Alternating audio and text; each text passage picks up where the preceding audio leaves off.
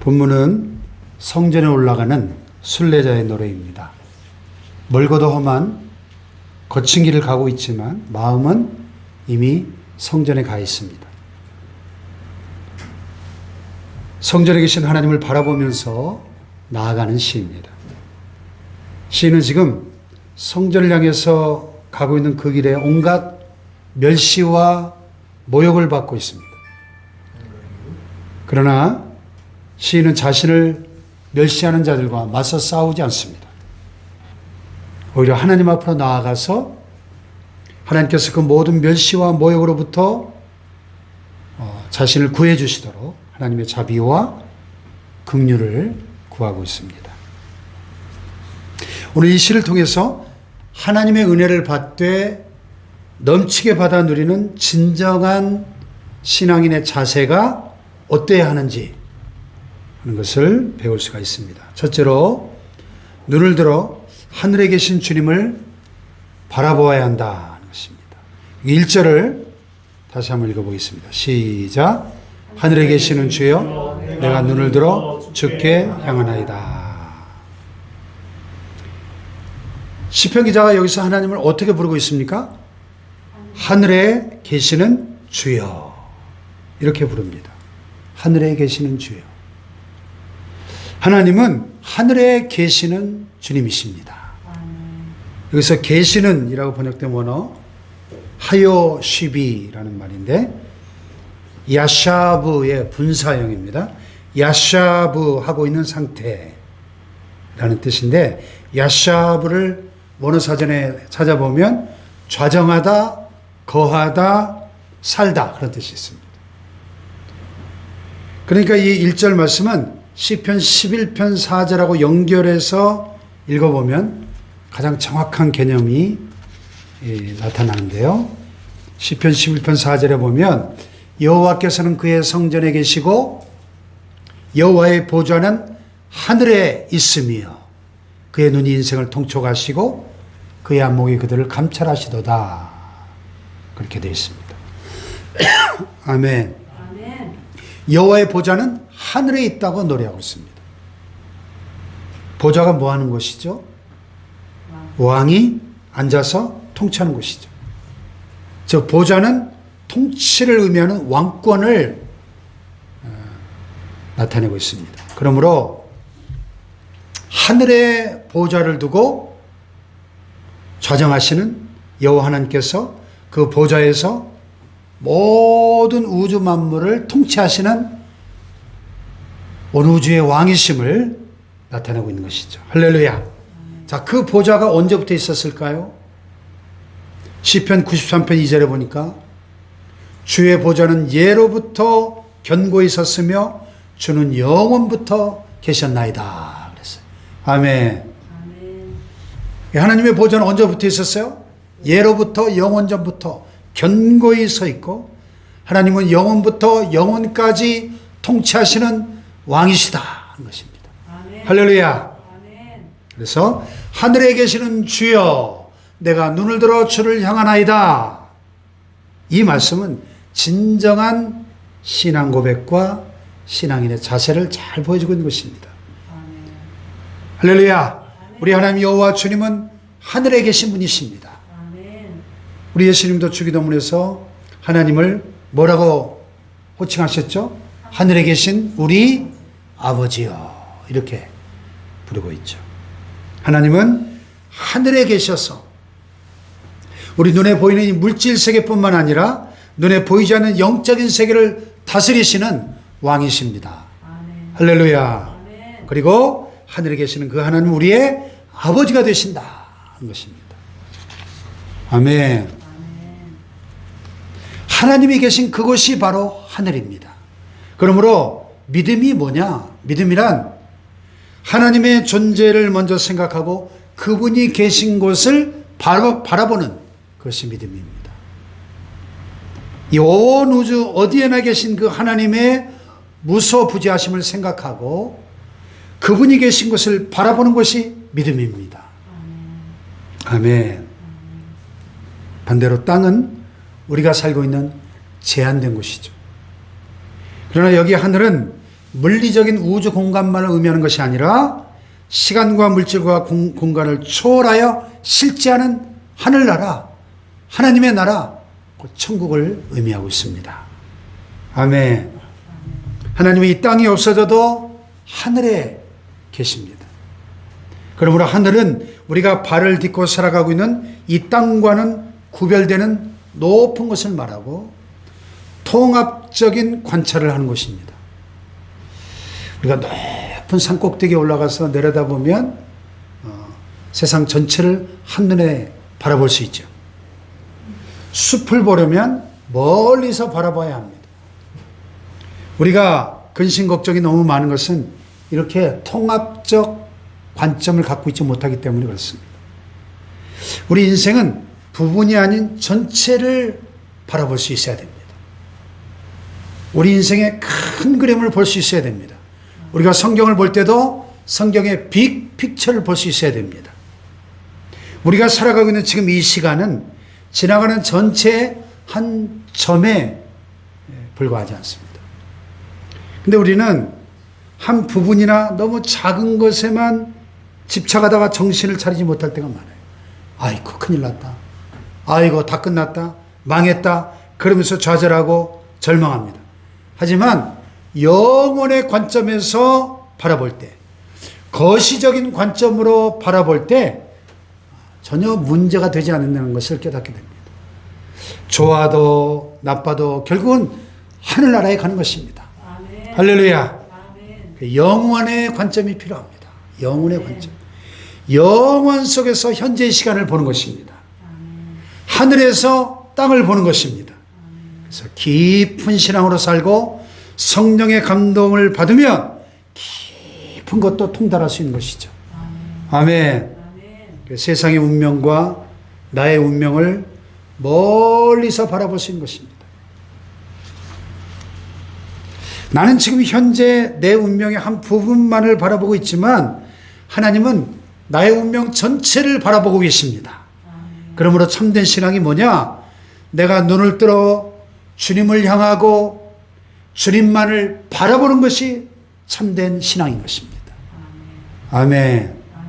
하나님을 신뢰하고 소망하고 기다리는 것, 그것이 참된 믿음이다 하는 것이죠. 내 운명 전체를 하나님께 다 맡기고 그분만을 바라보는 것이 믿음인 것입니다. 할렐루야. 시편 기자가 하늘에 계시는 주여 내가 눈을 들어 주께 향하나이다. 그래서 눈을 들어 하늘에 계신 주님을 지금 바라보고 있는 것입니다. 인간의 생사 화복을 주관하시는 하늘에 계시는 절대 주권자이신 그분을 바라보고 있는 것입니다. 아멘. 믿음은 하늘에 계신 하나님을 바라보는 것이다 하는 것이고요. 두 번째는 은혜 베풀어 주시기를 기다려야 한다. 2절 다 같이 시작. 상전의 손을 바라보는 종들의 눈같이 여주인의 손을 바라보는 여종의 눈같이 우리의 눈이 여호와 우리 하나님을 바라보며 우리에게 은혜 베풀어 주시기를 기다리나이다. 아멘.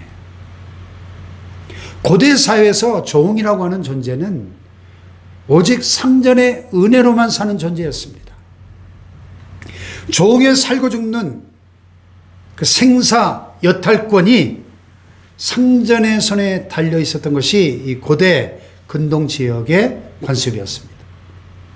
그렇기 때문에 어떤 상전을 만나느냐? 거기에 따라서 이 종의 운명은 결정되는 겁니다. 너그러운 상전을 만나면 다행이지만 성격이 까다롭고 괴팍한 상전을 만나면 힘든 삶을 살 수밖에 없었죠.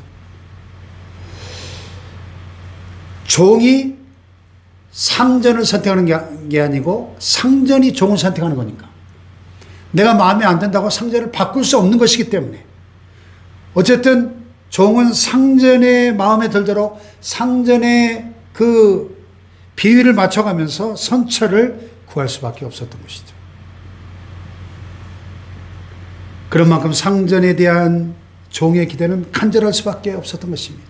그래서 상전의 손을 바라보는 종들의 눈같이 여주인의 손을 바라보는 여종의 눈같이 그 종들은 늘 상전의 손을 바라보며 은혜를 구하는 것이죠. 여종은 늘 여주인의 손을 바라보며 은총을 구합니다. 주인의 처분만을 기다리고 은혜를 구하는 것이죠. 주인이 주는 일거리를 구합니다. 많은 것을 맡길 것인지 적은 것을 맡길 것인지, 있는 것을 빼앗길 것인지 아니면 더 주실 것인지 주인의 손만 바라보는 거예요. 주인의 손만. 간절히 사모하는 마음이죠. 아멘. 아멘. 특별히 여기 주인의 손을 강조하고 있습니다. 손이 뭐예요? 하나님의 손은 능력의 손입니다. 지시하시는 손입니다. 하나님이 아브라함에게 너의 고향, 친척, 아버지 집을 떠나 내가 내게 지시할 땅으로 가라 말씀하십니다. 주인 되신 하나님께서 내게 무엇이라고 말씀하실지 아브라함은 지금 그것을 기다리고 있는 것입니다. 손은 또한 도움을 의미하죠. 하나님 언제나 우리의 가까이서 우리를 도와주시는 분이십니다. 하나님의 손이 나와 함께 하시고 그분의 손이 나의 우편에 계십니다. 그러니까 하나님의 손은 하나님의 도움을 말하고 그분의 보호를 의미하고 공급을 가리키고 있는 것입니다. 아멘. 그래서 종은 주인이 주는 것을 먹고 입고 살죠. 종은 주인의 공급을 받습니다. 지혜도 물질도 시간도 공급받습니다. 이제 그만 살라 그러면 그만 살아야 되는 것이고, 그만 가지라 하면 그만 갖는 것이 종입니다. 욥을 보세요. 하루아침에 전 재산을 잃어버리고 어떻게 하죠? 엎드려 하나님을 찬양합니다. 뭐라고? 주신 분도 여호와시오, 취하신 분도 가져가신 분도 여호와시오, 여호와 이름이 찬송을 받으실지니이다. 아멘. 주님이 가져가시면 될 것도 안 되는 것이고, 주님이 주시면 안 될 것도 되는 것입니다. 주님이 문을 열어주시면 닫을 자가 없는 것이고, 주님이 문을 닫으시면 열 자가 없는 것입니다. 아멘. 할렐루야. 아멘. 그러므로 주님이 주시는 것만 받으려고 하는 사람, 그 사람이 행복한 사람이에요. 근데 사람들이 지나친 욕심으로 한평생 발버둥 치고 움켜쥐려고 하다가 파멸해 갑니다. 우리는 지나친 욕심을 내어버리고 하나님이 주시는 것에 만족함으로 감사하며 살아야 될 줄로 믿습니다. 이것이 자족하는 신앙이죠. 자족하는 신앙. 또 손은 때로 치료도 되고 징계도 됩니다. 이사야 1장에 보면 범죄한 유다 백성들 향한 하나님의 그 슬픈 마음이 잘 나타나 있죠. 너희가 어찌하여 매를 더 맞으려고 폐역을 거듭하느냐. 온 머리는 병들었고 온 마음은 피곤하였으며 발바닥에서 머리까지 성한 곳이 없이 상한 것과 터진 것과 새로 맞은 흔적뿐이거늘. 이 하나님의 징계의 손에 의해서 만신창이가 되어버린 모습이죠. 그런데도 어찌 하나님의 손에 더 맞으려고 하느냐. 맞은 것이 아직 채 치료되지도 아물지도 않았는데 더 맞으려고 하느냐. 이 하나님의 그 징계의 손, 사랑의 손이죠. 종들은 매를 맞을 때 주인이 얼마나 더 때리실 것인지 쳐다봅니다. 그렇게 우리는 모든 것을 주님께 맡기고 주님만을 의지해야 되는 것이죠. 아멘. 주님의 긍휼을 바라고 주님의 능력을 기다려야 됩니다. 아멘. 시편 기자가 그렇게 하나님의 손을 바라보면서 은혜 베푸시기를 구합니다. 주님을 바라보며 주님께서 우리에게 은혜 베풀어 주시기를 기다리고 있습니다. 주님께 긍휼을 구하고 주님의 자비를 바라는 그것보다 더 좋은 것은 없는 것입니다. 아멘. 할렐루야. 아멘. 오직 믿음은 오직 은혜요 오직 긍휼을 구하는 것입니다. 아멘. 오늘 우리의 가정에 주님의 이 긍휼이 필요합니다. 아멘. 우리의 사랑하는 자녀들의 삶에 이 주님의 긍휼이 필요합니다. 아멘. 오늘 우리 교회 위에도 이 주님의 긍휼이 필요합니다. 아멘. 이 코로나 광풍 속에 어쩔 줄 몰라 하는 이 나라와 민족 위에도 오직 하나님의 긍휼이 필요한 줄로 믿습니다. 아멘. 그래서 수로보니게 여인이 흉악히 귀신 들린 그 딸의 문제를 가지고 주님 앞에 나와서 뭘 구했습니까? 다윗의 자손 예수여 나를 불쌍히 여겨주십시오. 주님의 긍휼을 구했지 않습니까? 오직 하나님의 긍휼만을 의지하는 그 마음보다 깨끗한 마음이 없습니다. 그 하나님 앞에 나와서 응답받은 세리의 기도를 들어보세요. 세리의 기도, 내가 잘한 게 아무것도 없어요. 내놓을 것도 없어요. 그러니까 뭐라고 기도합니까? 주님, 나를 불쌍히 여기소서. 나는 죄인이로소이다. 그렇게 주님의 긍휼만을 구하는 것이 주님이 원하시는 진정한 신앙인 줄로 믿습니다. 아멘. 마지막 세 번째로 심한 멸시가 넘칠 때 하나님의 은혜를 구해야 되죠. 자, 여기 3절과 4절을 봅시다. 시작. 여호와여 우리에게 은혜를 베푸시고 또 은혜를 베푸소서. 심한 멸시가 우리에게 넘치나이다. 안일한 자의 조소와 교만한 자의 멸시가 우리 영혼에 넘치나이다. 시인은 여호와께 은혜를 베푸시고 은혜를 베풀어 주시기를 간구하고 있습니다. 은혜 위에 은혜를 부어주시기를 기도하고 있습니다. 시인이 이렇게 은혜를 구하는 이유가 있어요. 이유. 지금 심한 멸시가 그에게 퍼부어지고 있습니다. 배부르고 안락에 빠진 자들의 조롱을 받고 있습니다. 교만한 자의 멸시가 그의 영혼에 넘치고 있습니다. 여기서 안일한 자, 교만한 자 이런 표현들은 하나님을 믿지 않는 불의한 자들, 악인들을 가리키고 있습니다. 참 사람들은 안일하면 교만해지고 교만하면 하나님을 잘 믿지 않죠. 그래서 경제적으로 부유하게 사는 사회일수록 하나님을 잘 믿지 않습니다. 과거 유럽이나 미국 같은 나라들이 얼마나 그 조상들이 하나님을 잘 섬기는 국가들이었습니까? 뭐 프랑스나 독일이나 영국이나 다 기독교 국가 아니었습니까? 예. 신학을 공부해 보면 그 유럽의 역사를 모르고는 신학을 알 수가 없어요. 유럽이 배출해낸 걸출한 하나님의 사람들이 너무나 많습니다.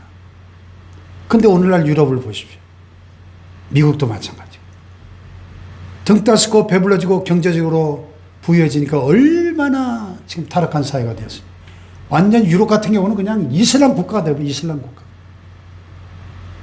기가 막힌 현실입니다. 또 일본 같은 나라도 보면 경제적으로 얼마나 부유한 선진국입니까? 복음이 받아들여지질 않아요. 그러나 캄보디아나 저기 무슨 필리핀 같은 이런 가난한 나라들은 상대적으로 복음에 대한 수용성이 굉장히 탁월합니다. 부유하게 사는 사회에서 하나님을 잘 믿으면 하나님을 믿지 않는 자들의 조롱과 멸시를 받게 됩니다.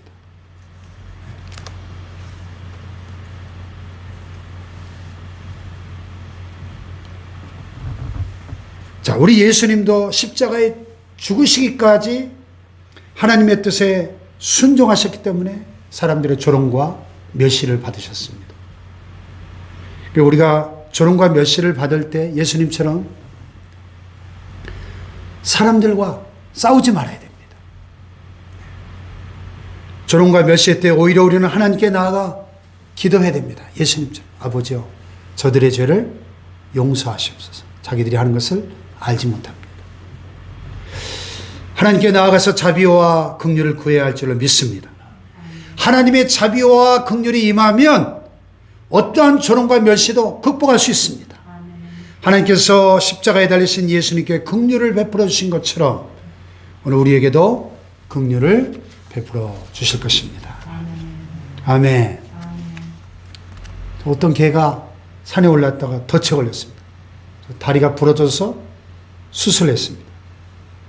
자, 누워있는데 가만히 주인을 쳐다보고 있습니다. 그냥 눈을 껌뻑껌뻑하고 바라보고 있습니다. 자기를 그렇게 살려준 주인에게 그저 고마울 뿐이죠. 주인의 긍휼을 구하고 눈을 껌뻑껌뻑하고 기다리고 있는 그 강아지의 모습을 한번 생각해 보세요. 그와 같이 우리가 하나님께 긍휼히 여겨달라고 간절히 바라고 기다리는 것입니다. 아멘. 우리는 하나님의 긍휼을 받고 그 어떤 상황 속에서도 그 하나님의 긍휼을 받는 사람은 소망이 있고 살아납니다. 이겨낼 수 있는 것입니다. 할렐루야. 아멘. 중국에 워치만리라고 하는 탁월한 영적 지도자가 있습니다. 이분이 어느 날 병들어 하나님 앞에 고통을 호소하면서 하나님 내 병을 좀 고쳐주십시오. 간절하게 부르짖어 기도했습니다. 그랬더니 응답이 오는데 고린도후서 12장에 바울이 받았던 응답이 와요. 내 은혜가 내게 족하도다. 이런 주님의 음성이 들려왔습니다. 아니 하나님 왜 병을 고쳐주시지 않고 은혜가 내게 족하다니 이게 무슨 말씀이십니까? 몸부림을 치면서 하루 종일 엎드려 기도했습니다. 기도하다 피곤해서 잠깐 잠이 들었는데 꿈에 배를 타고 양쯔강 건너가게 됩니다. 그 큰 강을 배를 타고 건너가는데 엄청나게 큰 바위가 나타나서 그 앞을 가로막고 있는 겁니다. 이 더 이상 앞으로 갈 수가 없는 거예요. 하나님 저 바위를 좀 제거해 주십시오. 기도를 드렸는데 강물이 저 상류에서부터 막 엄청난 강물이 불어나더니 그 바위를 가볍게 지나갈 수 있을 만큼 물이 불어나서 강을 무사히 건널 수 있게 됐습니다. 그러니까 깨어보니까 꿈이에요. 무슨 뜻일까요? 그때 그가 깨달았어요.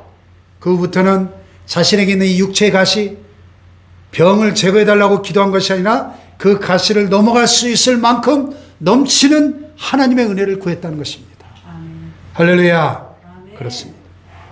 오늘 시편 기자처럼 이 워치만리처럼 하늘에 계신 주님만을 바라보는 것이 믿음입니다. 주님의 은혜 베푸시기를 기다리는 것이 믿음이요 어떤 상황 속에서도 주님의 자비와 긍휼을 구하고 그 긍휼이 임할 때 승리할 수 있는 것입니다. 할렐루야. 아멘. 기도하십시다.